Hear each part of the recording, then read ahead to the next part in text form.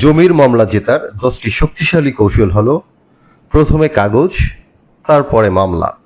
মামলা করার আগে নিশ্চিত করুন রেজিস্ট্রি দলিল, নামজারি খতিয়ান, খাজনা রসিদ, মৌজা ম্যাপ, দাগ নম্বর সব ঠিক আছে কিনা। দুর্বল কাগজ নিয়ে মামলা করলে সময় এবং টাকা দুটোই নষ্ট হয়। বাস্তব দখল ধরে রাখুন। কোর্টে দখল খুব গুরুত্বপূর্ণ। জমিতে ঘর, চাষাবাদ, গাছ, বেড়া ইত্যাদি শক্ত অবস্থান। খাজনা নিয়মিত দিন। খাজনা না দিলে অনেক সময় প্রতিপক্ষ সুবিধা নেয়। এজন্য হাল ভূমি উন্নয়ন কর প্রদানের রসিদ সংরক্ষণ করুন। নামজারি দ্রুত করুন। দলিল হওয়ার পর দ্রুত নামজারি না করলে পরে বড় সমস্যা হয়ে যায়। অনেকেই এখানেই ভুল করেন। দলিল হওয়ার সাথে সাথেই নকল উঠিয়ে নামজারি করুন। ভুল রেকর্ড সংশোধন করুন। খতিয়ান ভুল, দাগ ভুল, সীমানা ইত্যাদি ভুল থাকলে দ্রুত সংশোধন করুন। রেকর্ড ঠিক না করলে মামলা জেতা কঠিন হয়ে যায়।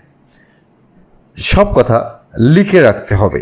মৌখিক কথা নয়, আপোসনামা, বন্টননামা, চুক্তি, রসিদ ইত্যাদি সব লিখিত রাখুন। মামলা জেতার জন্য খুব গুরুত্বপূর্ণ।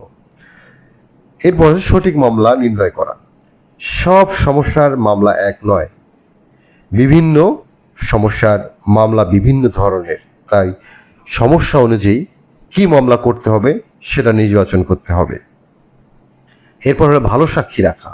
প্রতিবেশী, স্থানীয় ব্যক্তি, পুরনো মালিক, বিশ্বস্ত সাক্ষী খুব গুরুত্বপূর্ণ। মামলা জেতার জন্য ভালো ও বিশ্বস্ত সাক্ষী নির্বাচন করতে হবে। ভুয়া কাগজ থাকলে দ্রুত চ্যালেঞ্জ করতে হবে। প্রতিপক্ষ জাল দলিল করলে দ্রুত আপত্তি মামলা তদন্ত করুন। যত দ্রুত পারা যায় তার সমাধান করুন। দেরি কিন্তু বিপদ বাড়ায়, মামলাতে হারার সুযোগ তৈরি হয়। আবেগ নয়, প্রমাণে লড়তে হবে। এই জমি আমাদের বহু বছরের, এটা যথেষ্ট নয়।